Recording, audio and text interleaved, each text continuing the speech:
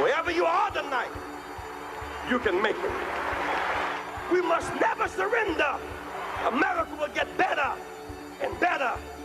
Keep hope alive. Keep hope alive. Keep hope alive.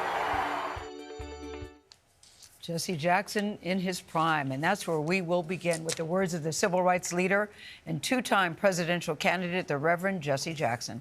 His family says that he died peacefully early this morning, surrounded by those he loved the most. He was 84 and had been ill for quite some time now. Jackson's public life lasted more than 50 years.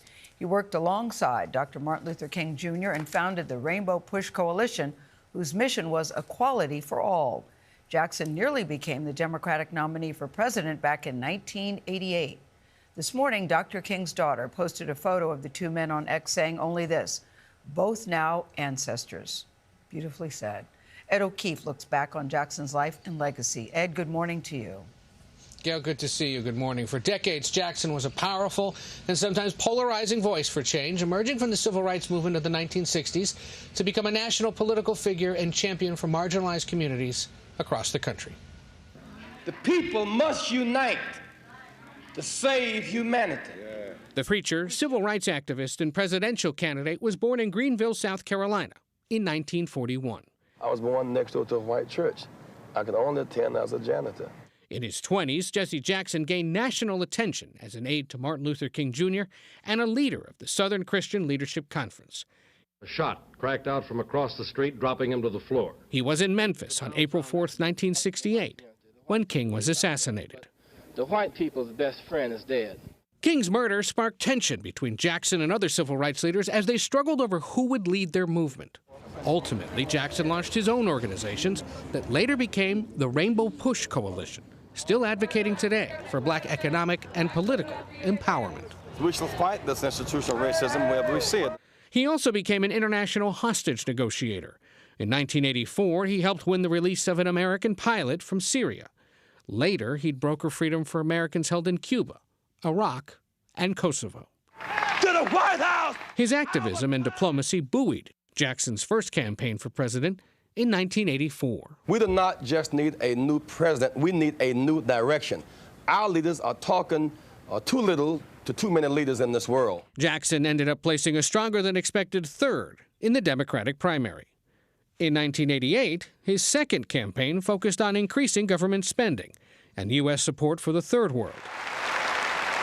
But he came up short once again. We must never surrender. America will get better and better.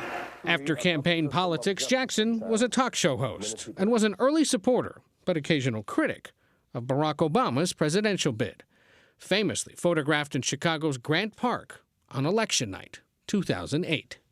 Initially diagnosed with Parkinson's disease, Jackson revealed in 2025 he'd been battling progressive supranuclear palsy, a long-term degenerative brain condition. But his public appearances continued, more as a supporter of a new generation of activists in the filibuster, fighting for voting rights, fair housing, and police reform. Echoing the same message he spent years preaching. And nobody can stop us now. Moving on up. Keep hope alive. Keep hope alive. In a statement this morning, Jackson's family wrote, quote, "Our father was a servant leader, not only to our family, but to the oppressed, the voiceless, and the overlooked around the world. His unwavering belief in justice, equality, and love uplifted millions. And we ask you to honor his memory by continuing the fight for the values he lived by." The family says all public events celebrating Jackson's life will be held in his home city, Chicago. Details have not yet been released. Gayle, when he ran for president back in 1984, when he spoke to that convention, he said, "My constituency is the desperate, the damned, the disinherited, the disrespected, and the despised. They are restless and seek relief. They voted in record numbers." When he ran in 1988, he said, "I'm not a perfect servant. I'm just a public servant." And he's lived a good life. Gayle? He really has. He always had a way with words and had such a distinct speaking style. Ed, thank you so much.